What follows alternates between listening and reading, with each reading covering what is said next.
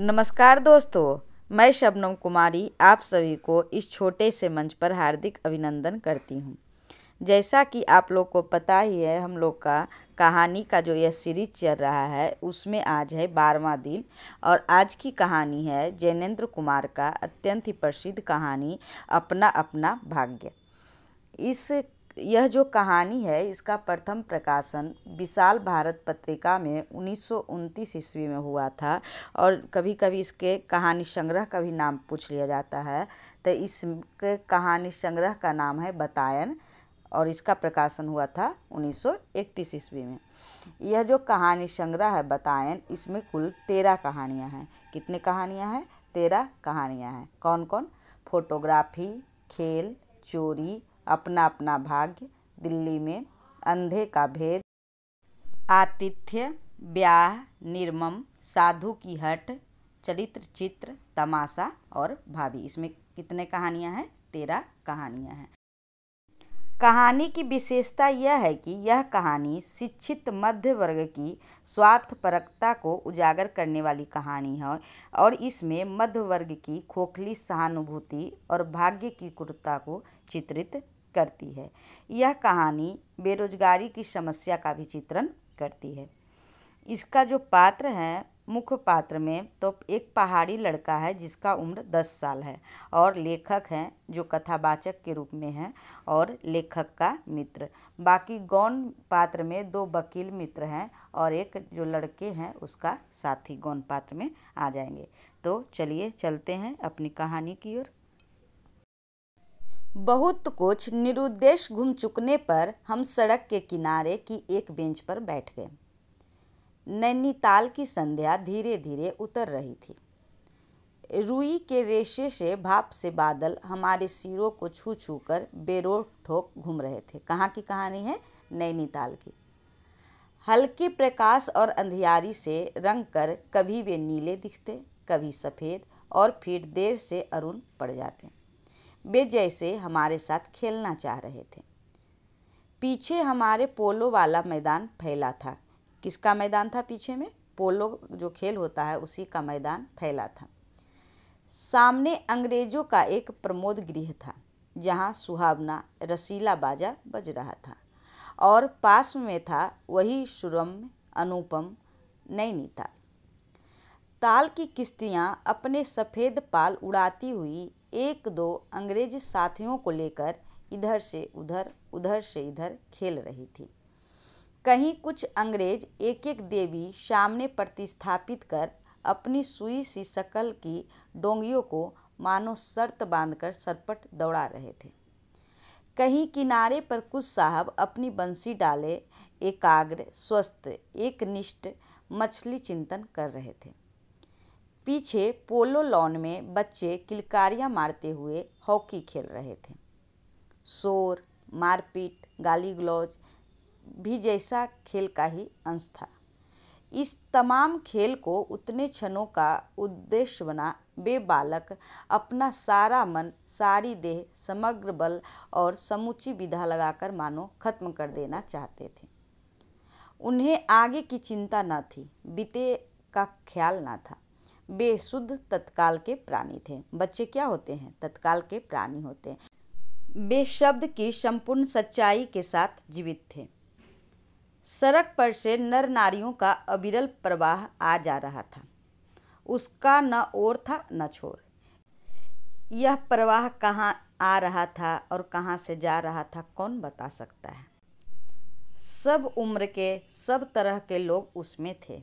मानो मनुष्यता के नमूनों का बाजार सजकर सामने से इठलाता निकला जा रहा हो। अधिकतर गर्भ में तने अंग्रेज उसमें थे। गर्भ में कौन थे? अंग्रेज थे। और चित्रों से सजे घोड़ों की बाग में थामे वे पहाड़ी उसमें थे, जिन्होंने अपनी प्रतिष्ठा और सम्मान को कुचलकर शून्य बना लिया है और जो बड़ी तत्परता से दुम हिलाना सीख गए हैं। यह किसके बारे में कहा जा रहा है? जो वहाँ के लोग हैं, पहाड़ी लोग, वो किस प्रकार अंग्रेजों के चंगुल में फंसकर उनका दुम हिला रहे हैं, उसी की बात की जा रही है। भागते, खेलते, हंसते, शरारत करते लाल लाल अंग्रेज बच्चे थे और पीली पीली आंखें फाड़े पिता की उंगली पकड़कर चलते हुए अपने हिंदुस्तानी नौनिहाल थे। जो हिंदुस्तान के बच्चे थे पीली आँख वाले और पिता की उंगली पकड़ के चल रहे थे, जबकि अंग्रेज के बच्चे भागते, खेलते, हंसते और शरारत करते नजर आ रहे थे।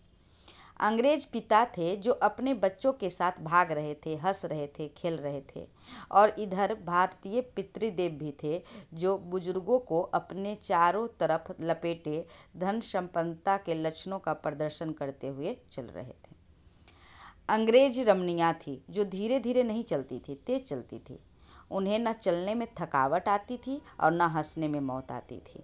कसरत के नाम पर घोड़े पर भी बैठ सकती थी और घोड़े के साथ ही साथ जरा जी होते ही किसी किसी हिंदुस्तानी पर कोड़े भी फटकार सकती थी। वे 2-2, 3-3, 4-4 की टोलियों में निसंग इस प्रवाह से मानो अपने स्थान को जानती हुई सड़क पर चली जा रही थी। उधर भारत की कुल लक्ष्मी, जो भारत की स्त्री थी, उसके बारे में वर्णन किया गया है। उधर हमारी भारत की कुल लक्ष्मी सड़क के बिल्कुल किनारे दामन बचाती और संभालती हुई साड़ी की कई तहों में सिमट कर लोक लाज, स्त्रीत्व और भारतीय गरिमा के आदर्श को अपनी परिवेष्टनों में छिपाकर सहमी सहमी धरती में आँख गाड़े कदम कदम बढ़ रही थी। इसके साथ ही भारतीयता का एक और नमूना था। अपने कालेपन को खुरच खुरच कर बहा देने की इच्छा करने वाला अंग्रेजिता पुरुषोत्तम भी थे। कुछ लोग ऐसे थे जो अपने कालेपन को छुपाने के लिए मानो लग रहा था कि उसको खुरच लेंगे। जो वे भारतीय वैसे थे जो अपने पड़ोसी को देखकर मुंह फेर लेते हैं, लेकिन अंग्रेजों को देखकर आंखें बिछा देते थे और दुम हिलाने लगते थे। वैसे भी अकड़कर चलते थे कि मानो भारत भूमि को इसी अकड़ के साथ कुचल कुचल कर चलने का उन्हें अधिकार मिला है। घंटे के घंटे सरक गए, अंधकार गाढ़ा हो गया, बादल सफ़ेद होकर जम गए, मनुष्यों का वह ताता एक एक कर छीन हो गया। अब इक्का दुक्का आदमी सड़क पर छतरी लगाकर निकल रहा था। हम वहीं के वहीं बैठे थे, जो कथावाचक हैं और उनके मित्र हैं वहीं के वहीं बैठे थे। सर्दी सी मालूम हुई तो हमारे ओवरकोट भीग गए थे। पीछे फिरकर देखा तो यह लाल बर्फ की चादर की तरह बिल्कुल स्तब्ध और सुन पड़ा था। सब सन्नाटा था। तल्ली ताल की बिजलियां की रोशनियां दीपमलिका सी जगमगा रही थी। वह जगमगाहट 2 मील तक फैले हुए प्रकृति के जल दर्पण पर प्रतिबिंबित हो रही थी, और दर्पण का कांपता हुआ लहरें लेता हुआ वह जल प्रतिबिंबों को 100 गुना 1000 गुना करके उसके प्रकाश के मानो एकत्र और पंचीभूत करके व्याप्त कर रहा था। पहाड़ों के शीर पर की रोशन नालियों तारों सी चमक जान पड़ती थी। हमारे देखते देखते एक घने पर्दे ने आकर इन सबको ढक दिया। देखते देखते क्या हो गया था, शाम हो गया। रोशनियाँ मानो मर गई, जगमगाहट लुप्त हो गई। बे काले काले भूत से पहाड़ भी इस सफ़ेद पर्दे के पीछे छिप गए। पास के वस्तु भी न दिखने लगी, मानो यह घनीभूत प्रलय था। सब कुछ इस घनी गहरी सफ़ेदी में दब गया। एक शुभ्र महासागर ने फैलकर संस्कृति के सारे अस्तित्व को डुबो दिया। ऊपर नीचे चारों तरफ वह निर्भेद सफ़ेद शून्यता ही फैल गई। ऐसा घना कोहरा हमने कभी न देखा था। वह टप टप टपक रहा था। मार्ग अब बिल्कुल निर्जन चुप था। वह प्रवाह न जाने किन घोंसलों में जा छिपा था। वह बृहदाकार शुभ्र शून्य में कहीं से 11 बार टन टन हो उठा, जैसे कहीं दूर कब्र में से आवाज़ आ रही हो। हम अपने अपने होटलों के लिए चल दिए। रास्ते में 2 मित्रों का होटल मिला। दोनों वकील मित्र छुट्टी लेकर चले गए। हम दोनों आगे बढ़े। हमारा होटल आगे थे। 4 आदमी थे, तो जिसमें 2 वकील मित्र थे वो पास वाले ही होटल में रह गए और फिर ये दोनों आगे बढ़े। ताल के किनारे किनारे हम चले जा रहे थे। हमारा ओवरकोट तर हो गया था। बारिश नहीं मालूम होती थी, पर वहाँ तो ऊपर नीचे हवा के कनकन में बारिश थी। सर्दी इतनी थी कि सोचा कोट पर एक कम्बल और होता तो अच्छा होता। रास्ते में ताल के बिल्कुल किनारे एक बेंच पड़ी थी। मैं जी में बेचैन हो रहा था। झटपट होटल पहुंचकर इन भीगे कपड़ों से छुट्टी पा गरम बिस्तर पर छिपकर सोना चाहता था। मेरा जो जी था बेचैन हो रहा था, पर साथ के मित्रों की सनक कब उठेगी कब थमेगी इसका पता न था, और अब कैसे क्या होगी इसका भी कुछ अंदाजा न था। उन्होंने कहा, आओ जरा यहाँ बैठें। जो उनके मित्र थे वो बैठने के लिए कहते हैं। हम उस कुहरे में रात के ठीक 1 बजे तालाब के किनारे उस भीगी बर्फ सी ठंडी हो रही लोहे की बेंच पर बैठ गए। 5, 10, 15 मिनट हो गए। मित्र के उठने का इरादा न मालूम हुआ। मैंने कहा, खिसिया कर कहा, चलिए भी। तब वे कहते हैं, मित्र, अरे जरा बैठो भी। हाथ पकड़कर जरा बैठने के लिए जब जोर से बैठा लिया गया तो चारा न रहा। लाचार बैठे रहना पड़ा। सनक से छुटकारा आसान न था, और यह जरा सा बैठना जरा न था, बहुत था। चुपचाप बैठे तंग हो रहा था, कुढ़ रहा था, और तब भी मित्र अचानक बोले, देखो वह क्या है। मैंने देखा। कोहरे की सफ़ेदी में कुछ ही हाथ दूर से एक काली सी सूरत हमारी तरफ बढ़ी आ रही थी। मैंने कहा, होगा कोई। 3 गज की दूरी से दिख पड़ा कि एक लड़का सिर के बड़े बड़े बालों को खुजलाता चला आ रहा है। नंगे पैर है, नंगा सिर, एक मैली सी कमीज लटकाए है। पैर उसके न जाने कहाँ पड़ रहे हैं, और वह न जाने कहाँ जा रहा है, कहाँ जाना चाहता है। उसके कदमों में जैसे कोई न अगला है, न पिछला है, न दायां है और न बायां है। वह जो लड़का है ठंड के कारण लथपथा रहा था, वो चल नहीं पा रहा था। पास ही चुंगी के लालटेन के छोटे से प्रकाश वृत्त में देखा कि कोई 10 बरस का होगा। गोरे रंग का है, पर मैल से काला पड़ गया है। आंखें अच्छी बड़ी पर रूखी है। माथा जैसे अभी से झुर्रियाँ खा गया है। वह हमें न देख पाया। वह जैसे कुछ भी नहीं देख रहा था, न नीचे की धरती, न ऊपर चारों तरफ फैला हुआ कोहरा, न सामने का तालाब और न बाकी दुनिया। वह बस अपने विकट वर्तमान को देख रहा था। मित्र ने आवाज़ दी। उस लड़के को मित्र ने आवाज़ दी, ए! उसने जैसे जागकर देखा और पास आ गया। फिर पूछते हैं, तू कहाँ जा रहा है? उसने अपनी सूनी आंखें फाड़ दी। दुनिया सो गई और तू यूं ही घूम रहा है? पूछ रहे हैं। बालक मौन मुक फिर भी बोलता हुआ चेहरा लेकर खड़ा रहा। फिर पूछते हैं, कहाँ सोएगा? तब बालक कहता है, यहीं कहीं। कल कहाँ सोया था? तो उसने कहा, दुकान पर।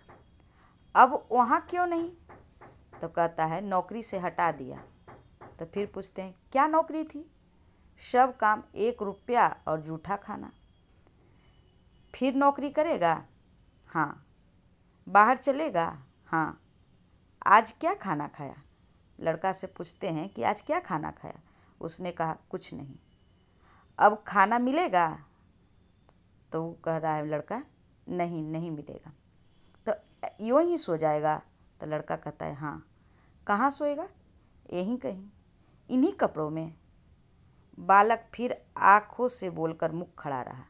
आंखें मानो बोलती थी, यह भी कैसा मूर्ख प्रश्न है। फिर पूछते हैं, माँ बाप है? तो उसने कहा, हाँ। कहाँ? 15 कोस दूर गांव में है। तो तू भाग आया है? तो लड़का कहता है, हाँ। क्यों भाग आया? मेरे कई छोटे भाई बहन हैं, सो मैं भाग आया। वहाँ काम नहीं, रोटी नहीं, बाप भूखा रखता था और मारता था, माँ भूखी रहती थी और रोती थी, सो भाग आया। एक साथी और था उसी गांव का, मुझसे बड़ा था। दोनों साथ यहाँ आए और वह अब नहीं है। तो पूछते हैं कि जो मित्र आया था तो वो कहाँ गया? तुम्हारा मित्र कहाँ गया? तो कहता है, मर गया। मर गया? मर गया? हाँ साहब, साहब ने उसके मार डाला। तब उनके मित्र कहते हैं, अच्छा हमारे साथ चल। वह साथ चल दिया। लौटकर हम वकील दोस्तों के होटल में पहुँचे। वकील साहब, वकील लोग होटल के ऊपर के कमरे से उतर कर आए। कश्मीरी दोसाला लपेटे थे, मोजे चढ़े, पैरों में चप्पल थी, स्वर में हल्की सी झुंझुलाहट थी, कुछ लापरवाही थी। हाँ, फिर आप कहिए। तो फिर कहते हैं, आपको नौकर की ज़रूरत थी ना, देखिए यह लड़का है। तो उसने कहा, उनके दोस्त जो वकील हैं, कहाँ से ले आए, इसे आप जानते हैं? तो फिर कह रहे हैं, हाँ जानता हूँ, यह कोई बेईमान नहीं है। तो फिर उनका जो वकील है, दोस्त है, वो कहता है, अजी ये पहाड़ी बड़े शैतान हो। ये कोटेशन भी काफ़ी महत्वपूर्ण है, आता भी है एग्जाम में। अजी ये पहाड़ी बड़े शैतान होते हैं, बच्चे बच्चे में गुल छिपे रहते हैं, आप भी क्या अजीब हैं, उठा लाए कहीं से, लो जी यह नौकर रख लो। तो कथावाचक जो है, उनका जो दोस्त है, वो कहते हैं, मानिए तो यह लड़का अच्छा निकलेगा, आप भी जी खूब हैं, ऐसे गैरे को नौकर बना लिया जाए तो अगले दिन वह न जाने क्या क्या लेकर चंपत हो जाएगा। आप मानते ही नहीं, मैं क्या करूं, माने क्या खाक, आप भी अच्छा मजाक करते हैं। अच्छा हम सोने जाते हैं, और वे 4 रुपये रोज के किराए वाले कमरे में सजी मसहरी पर सोने झटपट चले गए। वकील साहब के चले जाने पर होटल के बाहर आकर मित्र ने अपनी जेब से हाथ डालकर कुछ टटोला, पर झट कुछ निराश भाव से हाथ बाहर कर मेरी ओर देखने रहे। कथावाचक कह रहे हैं कि जो मित्र थे वो आके जेब को जरूर टटोला और फिर उसके बाद मेरी ओर देखने लगे। तब मैंने पूछा, क्या है? इसे खाने के लिए कुछ देना चाहता था, अंग्रेजी में मित्र ने कहा, मगर 10-10 के नोट हैं। नोट ही शायद मेरे पास है, देखूं। सचमुच मेरे पॉकेट में भी नोट ही थे। हम फिर अंग्रेजी में बोलने लगे। लड़के की दांत बीच बीच में कटकटा उठते थे, कड़ाके की सर्दी थी। मित्र ने पूछा, तब? तो मैंने कहा, 10 का नोट ही दे दो। शक पकाकर मित्र मेरा मुंह देखने लगे। अरे यार, बजट बिगड़ जाएगा। हृदय में जितनी दया है, पास में उतने पैसे तो नहीं हैं। दोस्त, उसके कथावाचक के दोस्त क्या कहते हैं कि हृदय में तो है जगह, लेकिन पास में पैसे तो नहीं हैं, दया तो है। तो फिर मैंने कहा, तो जाने दो, यह दया ही इस ज़माने में बहुत है, अगर तुम दया कर ही पा रही है, बहुत है इस ज़माना में। मैंने कहा। मित्र चुप रहे, जैसे कुछ सोचते रहे। फिर लड़के से बोले, अब आज तो कुछ नहीं हो सकता, कल मिलना। वह होटल डी पब जानता है, वहीं कल 10 बजे मिलना। कौन होटल का नाम है? यह होटल भी पूछता है कि किस में वर्णन आया है। होटल डी पब अपना अपना भाग्य कहानी में वर्णन आया है इसके। और कब मिलने के लिए कहता है? 10 बजे मिलना। हाँ, कुछ काम देंगे हुजूर? लड़का क्या पूछता है? तो अच्छा, वहाँ पे कुछ काम देंगे हुजूर? तो उसके जो मित्र हैं कथावाचक कहते हैं, हाँ हाँ ढूंढ दूंगा। तो जाऊं? हाँ। ठंडी सांस खींचकर मित्र ने कहा, कहाँ सोएगा? यही कहीं बेंच पर, पेड़ के नीचे, किसी दुकान की भट्ठी में। बालक फिर उसी प्रेत गति से एक ओर बढ़ा और कोहरे में मिल गया। हम भी होटल की ओर बढ़े। हवा तीखी थी, हमारे कोटों को पार कर बदन में तीर सी लगती थी। सिकुड़ते हुए मित्र ने कहा, भयानक शीत है, उसके पास तो बहुत कम कपड़े हैं। तो मैंने कहा, यह संसार है यार, मैंने स्वार्थ की फिलॉसफी सुनाई। चलो पहले बिस्तर से में गर्म हो ले, फिर किसी और की चिंता करना। उदास होकर मित्र ने कहा, स्वार्थ जो कहो, लाचारी कहो, निष्ठुरता कहो या बेहाई कहो। फिर क्या था, दूसरा दिन हुआ। दूसरे दिन नैनीताल स्वर्ग के किसी काले गुलाम पशु के दुलारे का वह बेटा, वह बालक निश्चित समय पर हमारे होटल डी पब में नहीं आया। हम अपनी नैनीताल की सैर खुशी खुशी खत्म कर चलने को हुए। उस लड़के की आस लगाते बैठे रहने की ज़रूरत हमने न समझी। मोटर में सवार होते ही थे कि यह समाचार मिला कि पिछली रात एक पहाड़ी बालक सड़क के किनारे पेड़ के नीचे ठिठुर कर मर गया। मरने के लिए उसे वही जगह, वही 10 बरस की उम्र और वही काले चित्रों की कमीज मिली। आदमियों की दुनिया ने बस यही उपहार उसके पास छोड़ा था। वही लड़का था। पता कैसे चला? तो 10 साल का था और वही काला कमीज था। इससे पता चला कि वही लड़का था। पर बताने वालों ने बताया कि गरीब के मुंह पर, छाती, मुट्ठी और पैरों पर बर्फ की हल्की सी चादर चिपकी पड़ी थी। मानो दुनिया की बेहाई ढकने के लिए प्रकृति ने सबके लिए सफ़ेद और ठंडे कफन का प्रबंध कर दिया था। वो क्या हुआ था, उसके पास कपड़ा नहीं था, लेकिन जहाँ पे सोया था वहाँ पे बर्फ़ उसके ऊपर सफ़ेद रंग का कफन की तरह प्रबंध हो गया था। जितने भी लोग थे वहाँ पे सब सुन रहे थे और सब सोच रहे थे, अपना अपना भाग्य, जिसका नसीब जहाँ मरने का होता है वही मरता है, आदमी यही बोलता है। लेकिन अगर जो हम मध्य वर्ग हैं उस समय 10 रुपये का चिंता ना करके अगर अपने साथ ही ले जाते या फिर वही कोई प्रबंध कर देते तो शायद यह घटना ना घटती। यह जो कहानी है दिल को झकझोर देने वाली कहानी है। यह जो घटना है वह आज भी प्रासंगिक है। हम अपने आसपास जहाँ भी रहते हैं वहाँ देखते भी हैं, लेकिन इग्नोर करके चले जाते हैं, और यही इस समाज की सबसे बड़ी दुर्बलता है। तो कैसी लगी यह कहानी आप ज़रूर बताइएगा कमेंट में। तो चलिए इस सेशन को समाप्त करते हैं। Thanks for watching.